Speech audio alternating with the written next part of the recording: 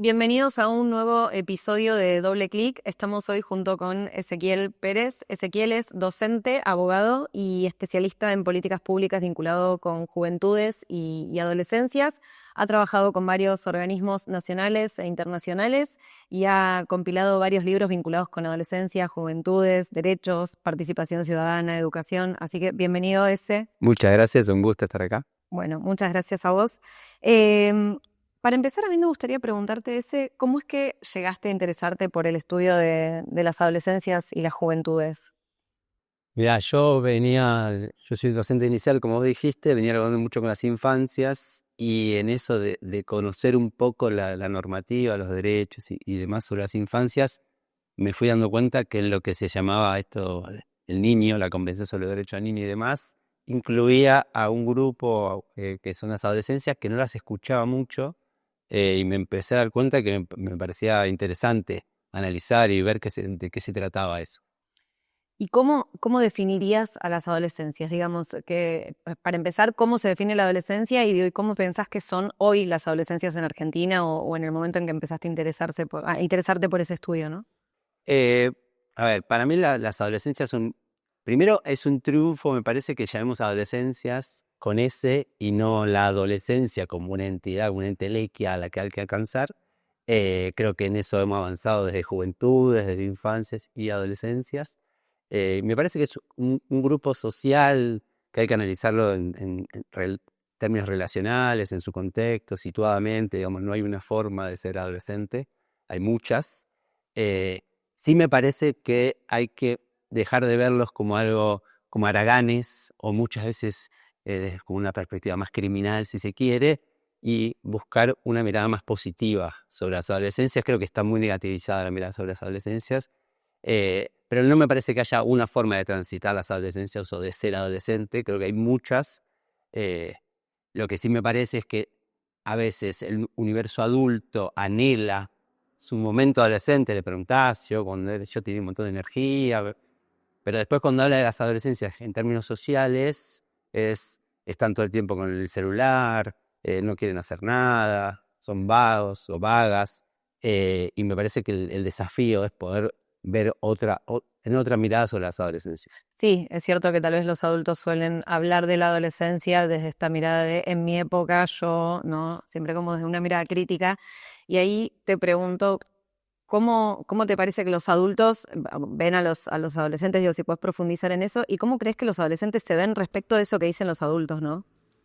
Yo creo que el universo adulto, en esta lógica nueva, si se quiere, o más moderna de este siglo del universo digital, lo vinculó directamente. Las adolescencias son el mundo digital, ¿no? Están ahí con su dispositivo, están siempre ensimismados, ensimismadas. Y creo que en las adolescencias lo que les cuesta, y ahí hay mucho escrito ahora, incluso hay una serie, bueno, mucho sobre las adolescencias, es no me están escuchando, no tengo un lugar donde dialogar con el mundo adulto. El mundo adulto también me parece que en esta lógica de la autonomía le dijo, bueno, vos resolvete, como si el adolescente ya no necesitara cuidados, ¿no? La convención americana habla sobre la protección especial hasta los 18 años. Me parece que el mundo adulto lo que dijo es, tienen que crecer, tienen que hacerse como yo me hice, ¿no? Mucho en esa mirada. Sí. Entonces le dan el celular y resolvé. Y creo que ahí lo que perdimos es, cambiamos autonomía por cuidados. Y creo que lo que hay que intentar hacer es un mix.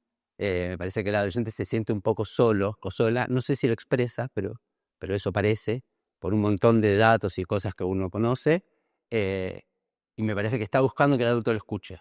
No para jugar con el adulto, no para compartir, sino tan solo para sentirse identificado o que haya una empatía con ellos. Ujú.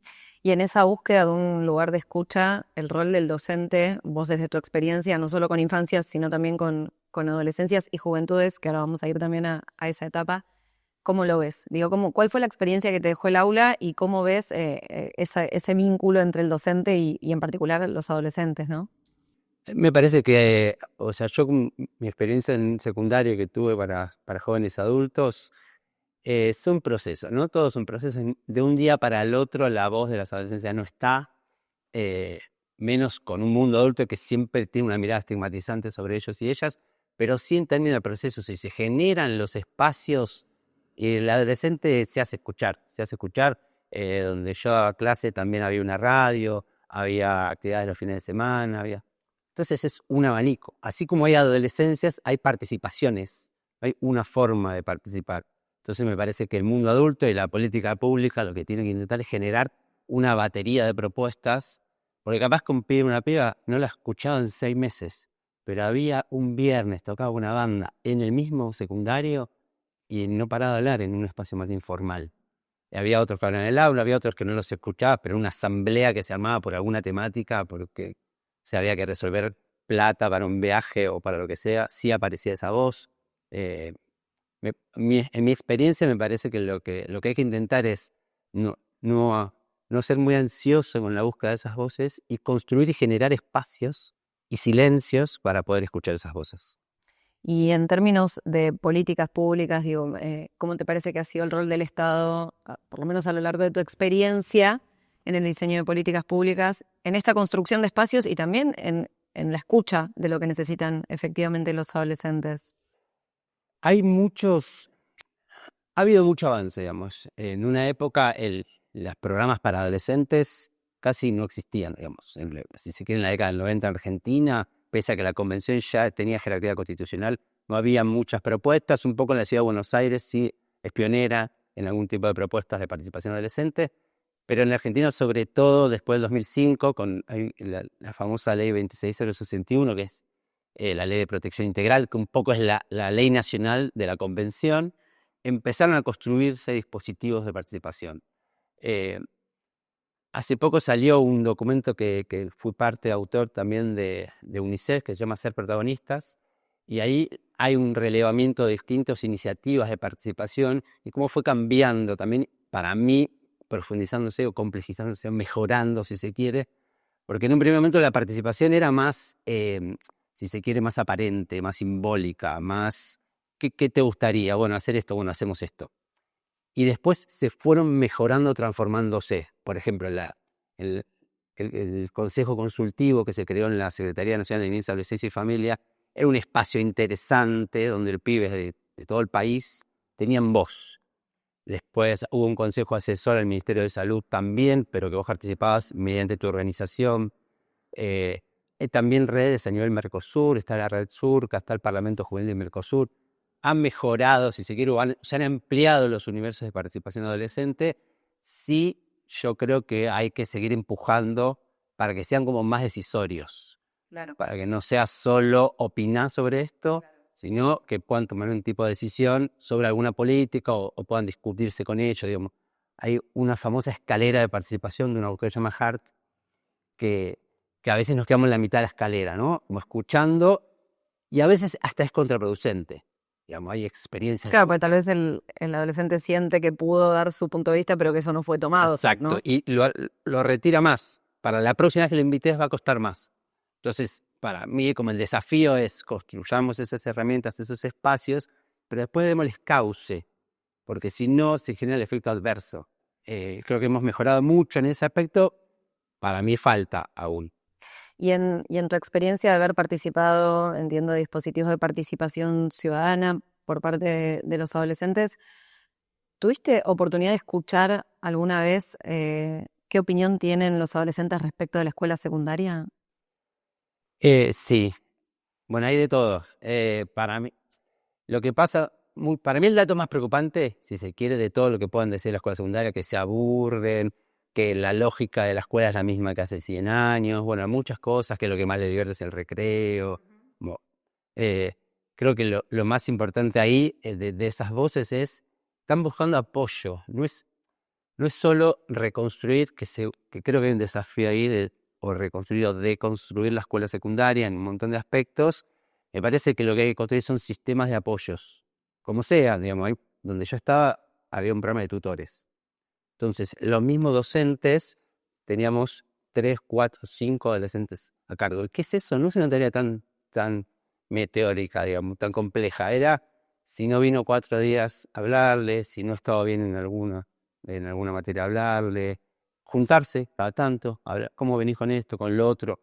Creo que la escuela secundaria no solo necesita ser reconfigurada, repensada en un montón de aspectos que me exceden, digamos, también tener contenidos, sino creo que hay que construir un sistema de apoyos. Y además hay que volver a discutir, me parece, la relación educación y trabajo. ¿Para qué voy a la escuela? Porque a veces me parece, esto me voy a meter un quilombo, pero que el sentido crítico, ¿no? Dijimos, bueno, en la escuela hay que construir sujetos críticos, pero a veces queda ahí y se aleja un poco de la realidad social. Creo que si podríamos volver a pensar cómo relacionar, porque en una época histórica se hablaba más de la relación de educación y trabajo, ver qué pasa, hacia dónde van a ser las adolescencias, qué perspectiva. Está bien que una escuela que vive al lado, una escuela rural, se discutan los mismos temas de una escuela urbana. Sí, no, qué pasa con los contextos. Sí, es cierto que me parece que está claro ese vínculo entre educación y trabajo, pero cada vez más convergemos hacia un esquema donde están como completamente disociados, ¿no? Y no responde tanto la escuela a las necesidades de sus comunidades, lo cual complejiza un montón el interés después de los adolescentes en la participación, ¿no? 100%. Hay algo una virtud que tienen las universidades nacionales, por ejemplo, que se crearon sobre todo en la provincia de Buenos Aires, que es carreras muy acordes al territorio.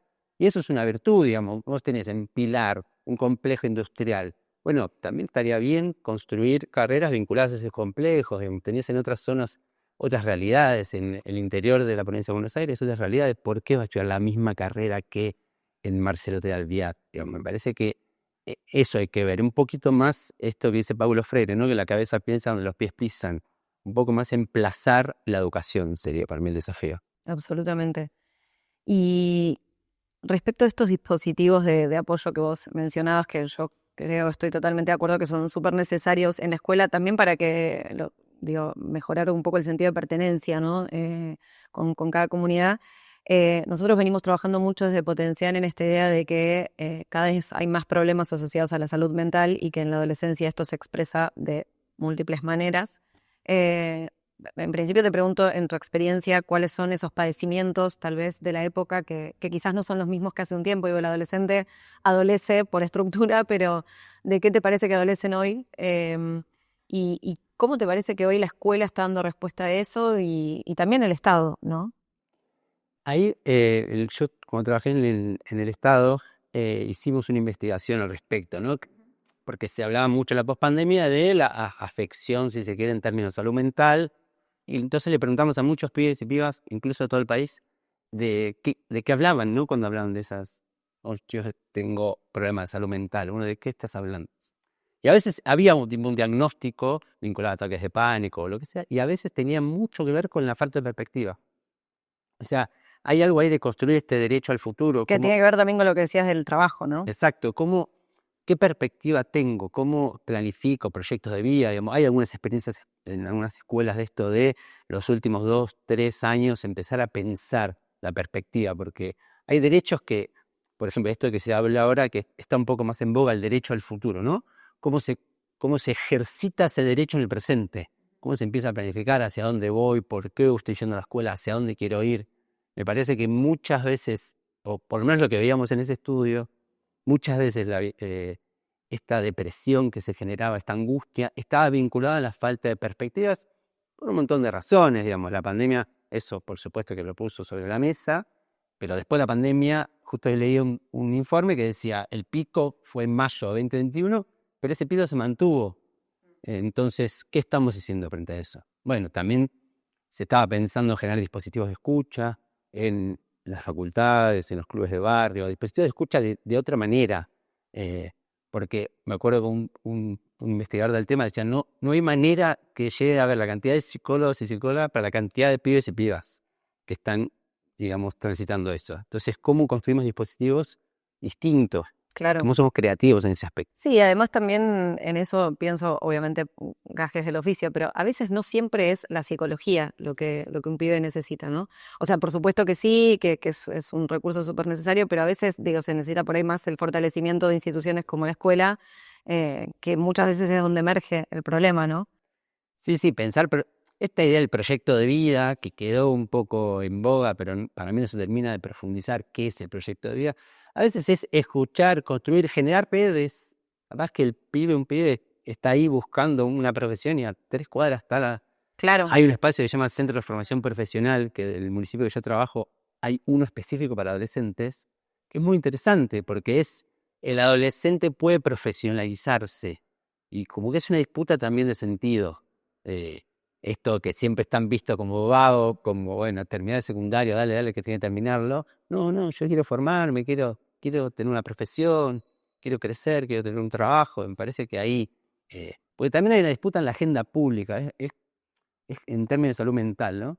Cuando él o ella se ven reflejados en la agenda pública, ven un adolescente que no quieren ser o que siempre está visto de una manera. Perdón que me hago los informes, pero hay un informe que sacó la Defensoría del Público con UNICEF, que el 35% de las noticias sobre adolescentes son criminales. Totalmente. El 15% es violencia. En solo el 6% son tomados como fuente primaria. O sea, les preguntan, chavo, ¿qué te parece? El 6 es bajísimo.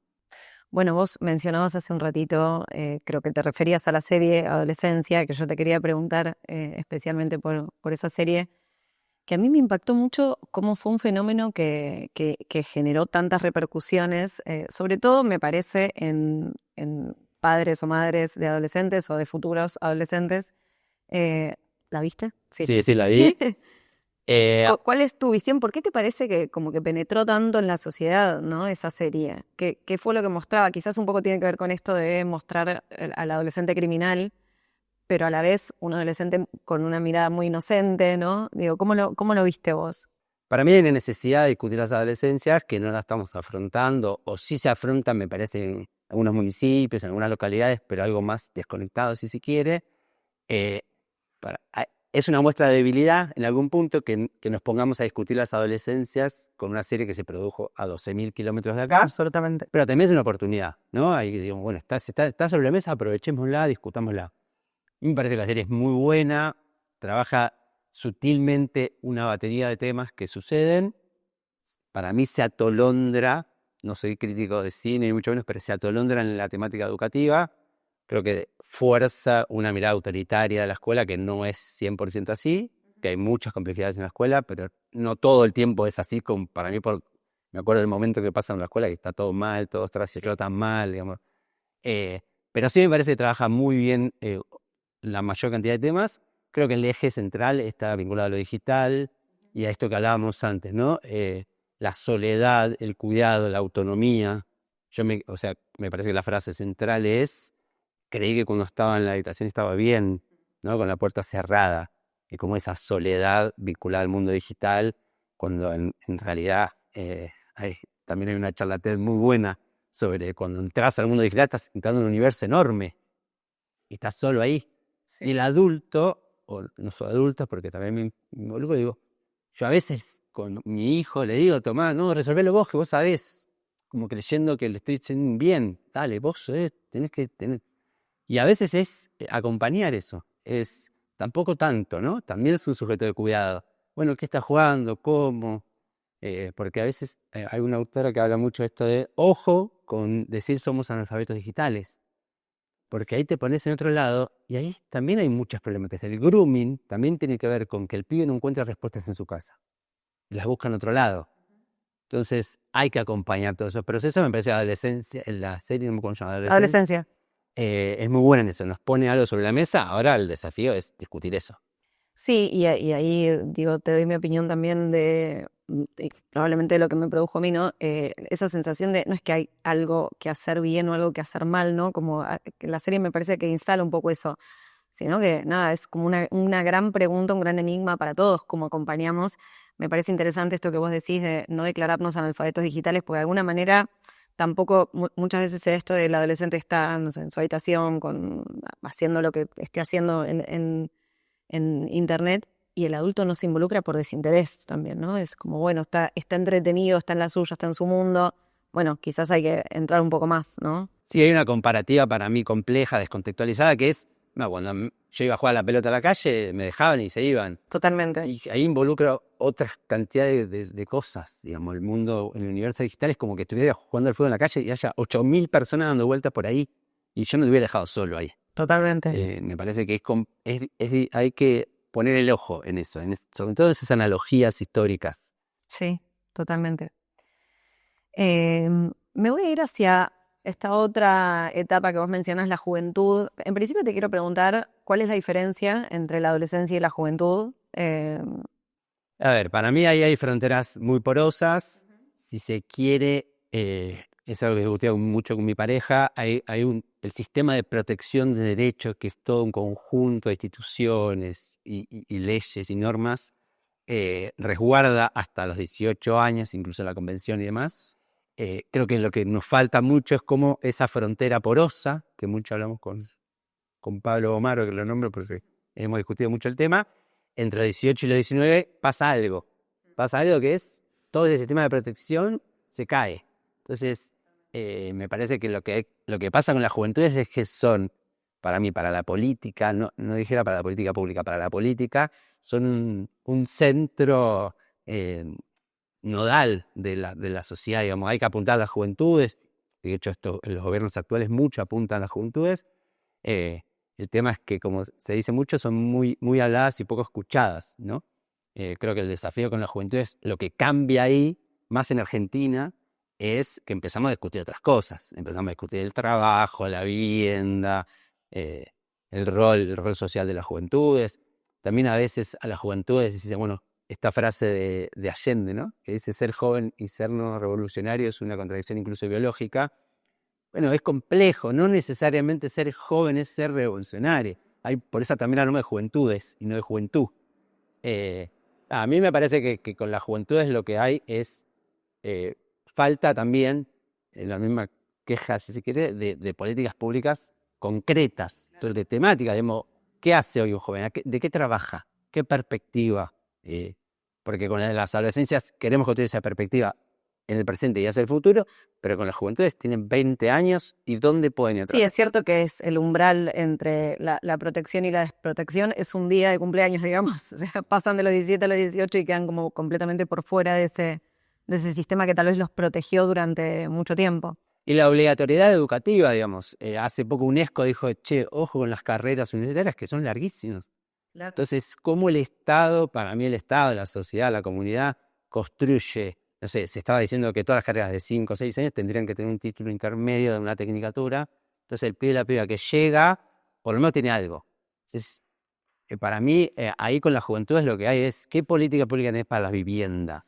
Para la primera vivienda. ¿Hay, no hay? Siempre son muy incipientes, muy, muy marginales.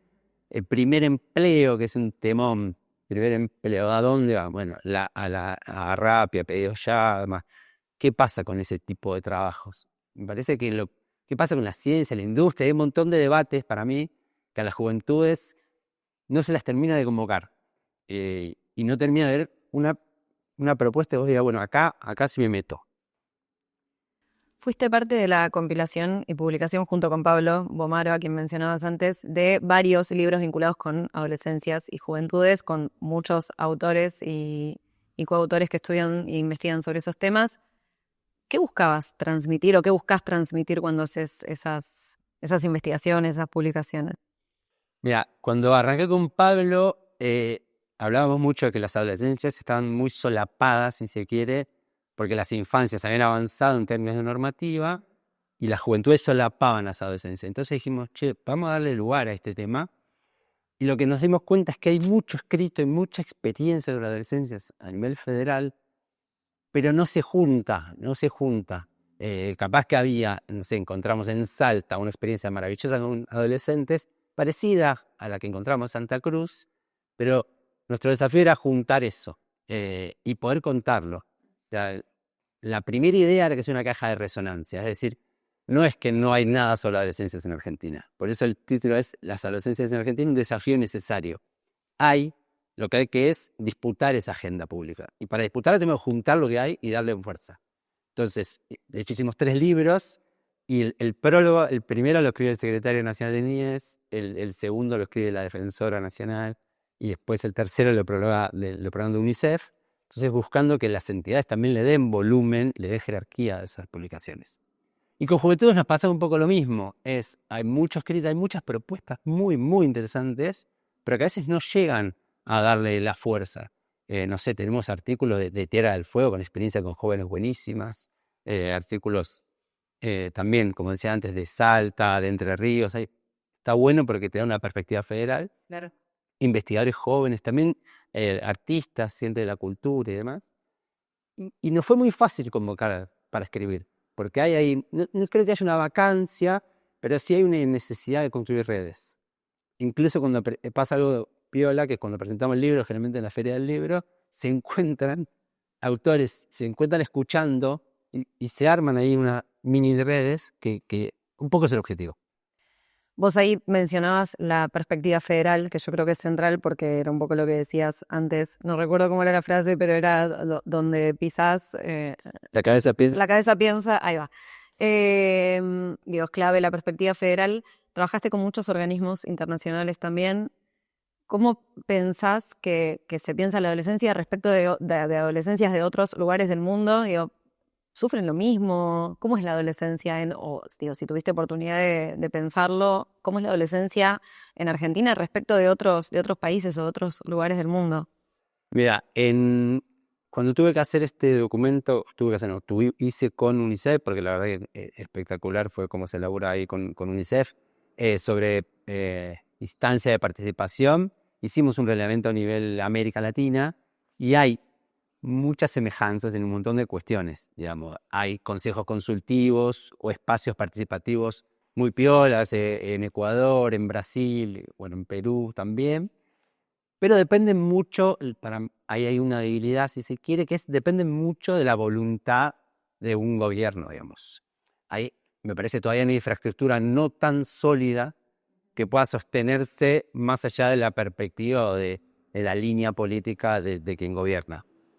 Ahora, la misma foto a 20 años atrás, estamos de avanzada, digamos, que existen espacios donde los pibes participan, levanten la mano y digan, para mí esto está bien, está mal. Estamos en otra etapa de la historia, si se quiere, con respecto a las adolescencias.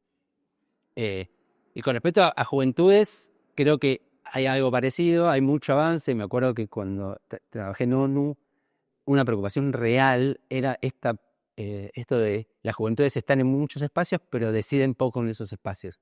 Y no era la parla nomás. Efectivamente estaban construyendo, como se quiere, en el organigrama de la estructura de la ONU, espacios decisorios para las juventudes. Con lo cual, estamos en un momento de la historia interesante en ese aspecto. Sin duda, creo que hay que profundizar y lograr construir algo que se consolide, ¿no? Que no... Así como las democracias, ¿no? Hay muchos parlamentos juveniles en Argentina, muchos, en muchas provincias muy piolas, a veces pequeños. Vos decís, un parlamento juvenil en el texto hay en una localidad en Entre Ríos. Es re piola, para 40 pibes de distintas localidades juntándose y discutiendo política pública. Bueno, me parece que lo que hay que dar es poder subirle, digamos, jerarquizar ese tipo de experiencias. Claro, quizás transformar lo que se discute en esos espacios en acciones más concretas, ¿no? Exactamente. Sí, y que del Estado Nacional me parece que a veces hay un temor a lo que se llama el efecto boomerang, que es vos construís una encuesta a nivel nacional sobre qué están haciendo las adolescencias, qué les interesa, hacia dónde van, y capaz te da un número que no te gusta, que te asusta. Bueno, no, todos quieren tener, el 60% se está yendo a la escuela, para eso me preocupa. Entonces a veces me parece que la política más institucional no termina de jugársela, porque hubo una encuesta en Argentina, pero creo que hace como 20 años, y no hubo otra, porque tampoco nos faltan datos. La ONU, en el Comité de Derechos del Niño, que incluso hay una argentina que forma parte, que es Mario Belov, en el 2016 es una observación muy piola de la observación número 20, que decía, los países no están construyendo datos fidedignos sobre las adolescencias. Ahí hay una vacancia que hay que reforzar. Y fue hace 9 años. Y me parece que todavía estamos corriendo de atrás sobre esos datos. Sí, absolutamente. Bueno, voy a ir a preguntarte un poco más sobre tu vida más personal, obviamente atravesada por toda esta vida profesional. ¿Cómo fue tu propia adolescencia? Y si tenés algún recuerdo que sientas que te haya marcado de esa etapa de la vida, que haya también determinado tu interés en estudiar después las adolescencias. Mirá que la pregunta más difícil de todas. mi adolescencia yo tuve muchos privilegios, mucha suerte, hice un deporte colectivo, creo que eso me hizo muy bien, para construir vínculos, para pensar lo colectivo desde alguna mirada. Me parece que mi vínculo con la docencia tiene que ver con esa etapa, también con mi familia, mi mamá muy interesada en la docencia, de hecho tuvo un jardín de infantes, así que me parece que ahí hay un impacto. Y después yo empecé no sé si para activar, pero sí como a militar o a participar de algunos espacios en el secundario. Creo que eso me dio una visión. Fui a una escuela que depende de la Universidad de Buenos Aires, que tiene mucha actividad, si quiere, política, y eso me motivó bastante. Y una vez que terminé la escuela, sí me encontré con egresados de esa escuela, para mí haber participado en un espacio político, eh, me hizo aprender muchas cosas más allá de la educativo formal. O sea, no sé, militaba en un barrio en Valvanera o mucho en el Bajo Flores, con experiencia de educación popular, experiencias de radios comunitarias. Y eso me parece que me motiva porque es donde me encontraba con los pibes que en la tele, eso que te decía antes, ¿no? Vagos, y en la realidad súper activos, solidarios, genuinos, creativos, y creo que ahí me dieron ganas de, che, esto hay que levantarlo porque esto está bueno. Vos mencionabas el deporte. ¿Qué pensás? Porque digo, me parece que el lugar que tenía el deporte, tal vez hace unos años, lo hablábamos hace un ratito, quizás como que fue un poco perdiendo, ¿no?, el protagonismo que tenía hace un tiempo, o por ahí a los chicos les cuesta más engancharse con los deportes, me parece. ¿Cómo pensás que impacta la participación en una actividad deportiva para un niño, para un adolescente, y hoy como espacio también de circulación por fuera de lo digital, ¿no? Para mí, lo que hay que impulsar con más fuerza, que es un tema que se charló un poco hace unos años, es los clubes de barrio. Pero no en una lógica nostálgica. Para mí en una lógica de recuperarlos y ponerlos lindos y salir a la calle. Digamos, ¿dónde están los pibes y las pibas que no están yendo a los clubes de barrio? ¿Dónde están? Digamos, salir a la calle, propuestas más de calle. Total. Creo que hay como 20.000 clubes de barrio en Argentina, es un numerazo. Argentina tiene un fuerte club de barrio. Vas a cualquier provincia y hay inclusive una cosita también vinculada a la asociación vecinal y lo que sea. Yo creo que hay que impulsar eso. Creo que las localidades o si se quiere, las áreas locales de infancia y adolescencia tienen que trabajar directamente alineados con esos espacios, porque el deporte tiene algo de lo colectivo. No todos los deportes son colectivos, ¿no? Pero hay algo del deporte que te genera. También algo de las reglas, que te ordena. Ah, total, Tiene estaba por muchas decirte cosas. eso. Claro, algo también de la regulación de los límites, de las reglas, bueno, me parece que eso también, por más que el deporte no sea colectivo, ¿no? Sí, sí, yo había una experiencia de fútbol popular que se hacía en el sur de la ciudad, que también Nación nos daba un predio para llevar a los pibes y eran como mini ligas. Esas experiencias para mí son siempre piolas. Y ya, estamos en un país que con todas las dificultades, el fútbol o el básquet o lo que sea, tiene fuerza. El deporte tiene fuerza en este país. Capaz es lo que deberíamos aprovecharlo. Eh, Cuando yo siempre digo, yo que hubiera querido que me lleven a fútbol y me llevaron a básquet y terminé en básquet. Y después me enteré que en el 1950 Argentina fue campeón nacional de básquet, no sé dónde campeón. Y cuando me fui de mochilero vi cancha de básquet por todos lados y dije, claro, yo me quedo en la ciudad y me pienso que es un deporte como de yo, mi club y demás. Y hay deporte en todos lados, solo hay que impulsarlo, digamos. Salir un poco más, me parece que a veces los clubes, por un montón de dificultades, creo que el Estado tiene que acompañar mucho a un club de barrio, que los ingresos, cuánto, digamos, tienen que ayudarlo a pagar la luz, a pagar el gas, a pintar la canchita, a darle pelotas, porque efectivamente eso vuelve de alguna manera. Motivás al pibe, el pibe vuelve a la escuela, motivás a la familia, digamos. Me parece que es más integral. Sos papá de dos niños, un niño y una niña. ¿Cómo pensás, digo, tu rol como padre de futuros adolescentes? ¿Cómo sentís que te impacta lo que también investigás, lo que sabés, lo que estudiás respecto de las adolescencias en tu forma de criarlos? Y miedos siempre, a veces me atolondro, esto que te decía antes, acompañarlo en lo digital, entonces capaz que al más grande lo vuelvo loco, le hago 200 preguntas, me parece que a veces me juegan contra algunas cosas. Creo que sí, me interesa que sean pibe y piba, que puedan comprender la realidad de la mejor manera, que salgan a la calle, digamos, impulsamos mucho que salgan a la calle. Eh, Esta complejidad de los dispositivos es tremenda porque por un momento pones en debate, le decís, che, vas a estar siempre con el teléfono, vas a estar siempre con esto, mirá, está el sol. Pero a la vez él te dice, che, pero en la escuela todos los pibes saben de esto y yo no. Entonces te pones a debatir si no le genera exclusión, si no se autoexcluye porque por tu lógica de... Nada, me parece que estamos en un momento siempre seguramente la paternidad ha sido difícil. Creo que los dispositivos digitales nos meten en un brete. El desafío a veces el desafío es lo más sencillo. El desafío no es sencillo. Las acciones terminan siendo la más sencilla, que es ir a la plaza, ir a la casa de una amiga. Ir a un club de barrio. Ir a un club de barrio, digamos, capaz que a veces estamos lucubrando cómo resolver esto y termina siendo, pero bueno, también mamá, papá, tío, tía, trabajamos muchas horas, es como una disputa generacional de cómo generar los tiempos. Es tiempo, ¿no? El Sí. tiempo es una decisión. Totalmente. Si tuvieras que, como para ir cerrando, si tuvieras que decirles algo hoy a las adolescencias, digo, algo que te gustaría transmitir para esa generación de adolescentes de hoy, ¿qué te gustaría transmitirles? Para mí el mensaje es que no dejen de alzar su voz, que no dejen de encontrarse con otros, que empujen, que busquen, que digan. Tienen mucho por dar, mucho por decir, que a veces no se dejen, ¿no? No se dejen atropellar por algunas voces o algunas miradas, por algunos estigmas que está lleno, y que le den para adelante, porque efectivamente si se juntan se puede construir cosas distintas. Por separado es mucho más difícil, y no hay que esperar del Estado, del adulto, de quien sea que te brinde el espacio, sino que el espacio se empuja y se construye.